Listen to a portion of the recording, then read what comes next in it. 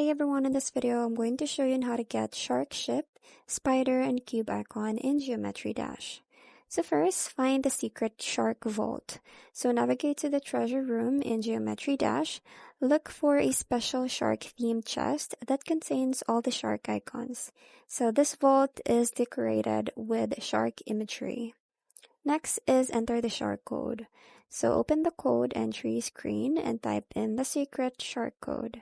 So the code is typically related to sharks, so keep that in mind and enter the code exactly as required. So just a pro tip, you can try codes like Sharky or similar shark related words. Next is unlock all the shark icons. So the shark ship, the shark spider, and the shark cube icons are now unlocked. You will see a cool water splash animation as all shark themed icons are revealed. Next is head to your icon kit to see all the shark icons you've unlocked. So you will find shark versions of the ship, spider, and cube icons ready to be equipped.